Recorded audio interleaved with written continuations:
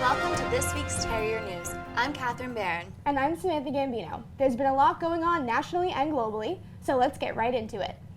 This week, Michael Flynn, who was sworn in as the National Security Advisor on January 22nd, resigned due to allegations that he was involved with private talks with Russia. Earlier this year, there were reports to the White House about Flynn's phone calls with Russia, but Flynn denied it all. And just yesterday, the New York Times reported that there are members of Trump's presidential campaign and associates that had repeated contact with Russia intelligence officials the year before the election. Yesterday, Donald Trump met with Israeli Prime Minister Benjamin Netanyahu. The partners prepped their new plans to tackle the Middle East. Netanyahu praised his new American colleague and said that Trump is the best friend that Israel could have ever asked for, while Trump complimented Israel and denounced the Iran nuclear deal. Meanwhile, Trump's Secretary of Labor Andrew Putzer resigned due to the raise of minimum wage. This Monday is President's Day, which is also referred to as George Washington's birthday, although his real birthday is February 22nd. There are states that individually recognize Washington, Abraham Lincoln, and other U.S. figures' birthdays on their actual days. There's a lot to be thankful for them, but we can add this Monday off to the list. Now to Matt. Thanks, guys. The countdown to pitchers and catchers is over as we hit the first stop on the locomotive that is spring training. Your Mets and Yankees both reported to camp this week as both clubs have high expectations and a few concerns heading into this year's campaign. For the Mets, it's health, and for the Yankees, it's youth. Noah Syndergaard told reporters he put on 17 pounds of muscle this offseason. Thor, who posted a record of 14-9 with a 2.6 ERA, and threw 7 scoreless innings in the Mets' playoff game against the Giants last fall, was a being before this weigh-in. Syndergaard will lead a Mets pitching staff that will draw the eyes of many this spring, as the likes of Zach Wheeler, Steven Matz, Jacob deGrom, and Matt Harvey all finished 2016 on the shelf.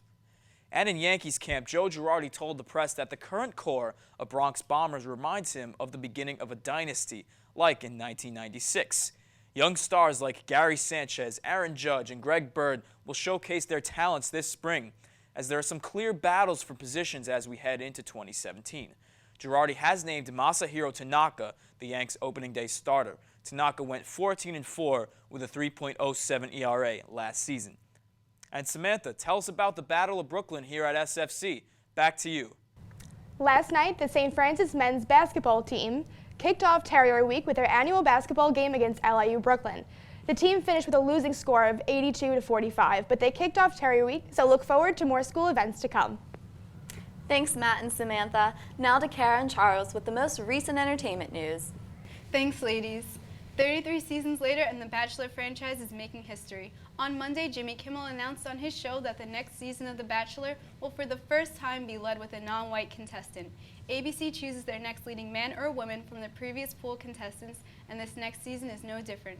The 13th season of The Bachelorette will be led by 31-year-old lawyer from Texas, Rachel Lindsay, who is currently on this season of The Bachelor with returning contestant Nick Viall. Rachel might not have been the one for Nick on his season, but she will soon be looking for love in her own pool of men.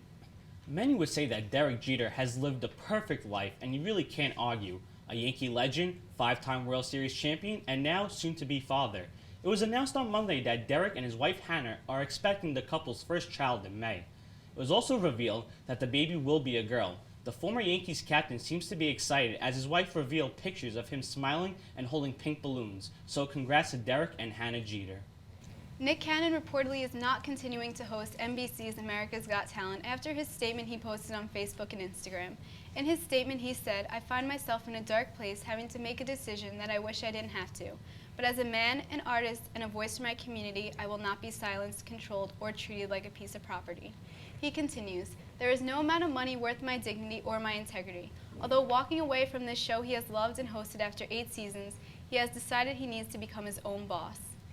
Like every good Hollywood story, there's drama surrounding a celebrity and their celebrity ex. This week we focus on Selena Gomez and Justin Bieber. There seems to be a feud brewing between Gomez and her new mans, The Weeknd, and Bieber. Separate songs that featured The Weeknd and Gomez were released the past couple of days, and in their songs, they took shots at Bieber. So now we wait to see if Justin drops a diss track to their diss track. That's all for entertainment. Back to you, ladies. And that's all for Terrier News today. Make sure to join us next week. I'm Catherine Barron. And I'm Samantha Gambino. Follow us on all social media at SFC Terrier TV. Good night.